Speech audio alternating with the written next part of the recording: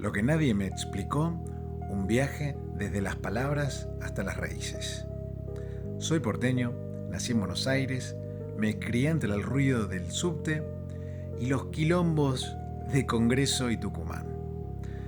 Y crecí creyendo que entendía el mundo en el que vivía. Hablo castellano desde siempre, conozco la historia argentina desde el colegio y me considero alguien que piensa. Sin embargo, hay una capa entera de la realidad que nunca nadie me mostró. No porque me la hayan ocultado con malicia, sino porque estaba escondida en el lugar donde menos pensé buscar, en las palabras que uso todos los días. Este es el relato de ese descubrimiento que me cambió la perspectiva. La primera palabra que pude llegar a identificar, cliente. Me parecía súper trivial. ¿De dónde viene la palabra cliente? La palabra viene del latín cliens, la persona libre pero de condición humilde que se ponía bajo la protección de un patrón romano. No era una relación comercial, era una relación de dependencia estructurada. El cliente le debía lealtad, presencia, votos. El patrón le devolvía protección. Cuando hoy entro a un banco o a una tienda y alguien me llama, estimado cliente, sin saberlo, o tal vez sí, está usando una palabra que en su origen significaba exactamente eso, alguien que necesita de otro más poderoso para sobrevivir.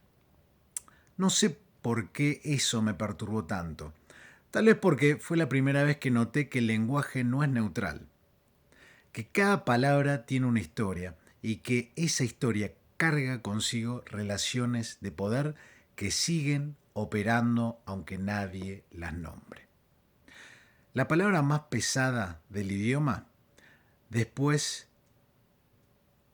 pudo ser esclavo. Y ahí entendí que lo que había abierto no era una curiosidad lingüística, sino algo mucho más profundo. Esclavo no describe una condición, es el nombre de un pueblo. Viene de sclaveni, el nombre latino de los pueblos eslavos, polacos, rusos, serbios, checos, eslovenos. Entre los siglos 7 y 10, francos, vikingos y pueblos de las estepas los capturaban masivamente y los vendían en los mercados de Bagdad, Córdoba y Constantinopla. La operación fue tan sistémica que el nombre de ese pueblo se convirtió en sinónimo de servidumbre en todas las lenguas, europeas y en árabe. Lo que más me golpeó fue esto. Los eslavos se habían nombrado a sí mismos Sloven, los que tienen la palabra, los que hablan nuestra lengua. Un pueblo que eligió su nombre por su capacidad de hablar terminó dando nombre a quienes eran tratados como si no tuviesen voz. Y los eslovenos de hoy llevan ese mismo nombre, la misma raíz, la historia incrustada en la identidad. Entonces me pregunté, ¿cuántas palabras más estarían haciendo lo mismo? ¿Cuántas palabras que uso sin pensar estarían cargando adentro una historia que nunca me contaron? Las palabras que me formaron sin que yo lo supiera. Empecé a tirar del hilo y no pude parar. Te voy a comentar algunas que más me llamaron la atención.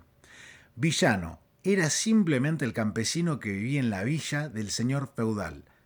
La moral de los poderosos convirtió esa condición en sinónimo de maldad. Ministro viene de minister, el menor, el subordinado. Hoy llamamos así a los más poderosos del gabinete, sin notar la inversión, porque creo que son empleados. Bárbaro era el que no hablaba griego. La extranjería lingüística convertía inferioridad moral. Pagano era el campesino que vivía lejos de la ciudad y tardó más en convertirse al cristianismo. Idiota era el ciudadano ateniense que no participaba en la vida pública, un insulto político no intelectual. pero la que más me perturbó fue familia. Familia viene del latín famulus, esclavo doméstico. La familia romana era el conjunto de esclavos y dependientes bajo la potestad absoluta del pater familias. Los hijos, la esposa y los esclavos formaban todos parte de la misma categoría jurídica, personas bajo el poder del padre. La palabra que usamos para nombrar el núcleo más íntimo y afectivo de nuestra vida nació para nombrar una estructura de dominación. Y esposa viene de sponsa, la entregada en prenda en un pacto entre hombres. No un vínculo entre dos personas, un contrato de dos familias donde la mujer era la garantía. Yo usé estas palabras toda mi vida. Las dije con cariño, con urgencia, con cotidianidad y nunca supe lo que estaba diciendo. Mi tierra tiene nombres que no elegí. Soy criollo, tengo raíces españolas, italianas, francesas, me crié como porteño en Buenos Aires y hoy vivo en el extremo sur del continente. Y cuando empecé a mirar los nombres de la tierra que habito, encontré la misma operación que las palabras. Alguien había nombrado todo esto de alguna manera, con alguna intención, y ese nombre carga una historia que nadie me había explicado.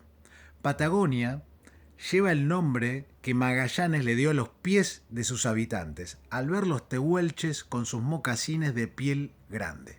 Los llamó patagones, básicamente patones. Toda la región lleva el nombre de una parte del cuerpo de unos de sus habitantes originales, puesto por alguien que llegó de afuera con la autoridad de nombrarlo. Se burló de ellos. Eso quiero que quede claro.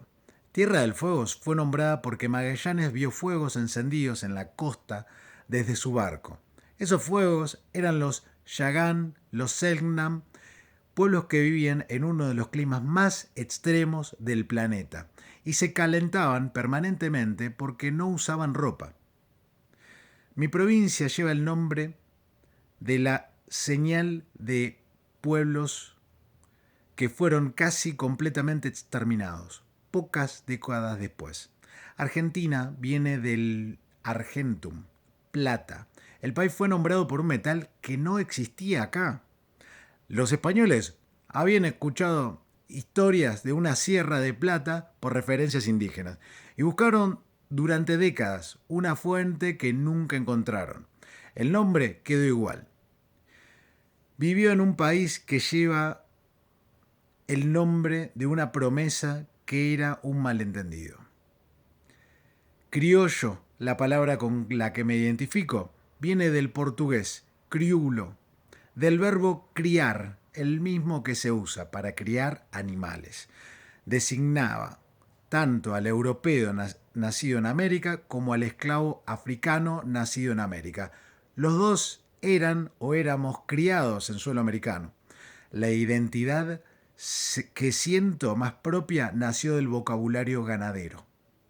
Los pueblos que habitaron estas islas antes que yo, cuando empecé a mirar la historia de Tierra del Fuego, con honestidad, encontré algo que no esperaba.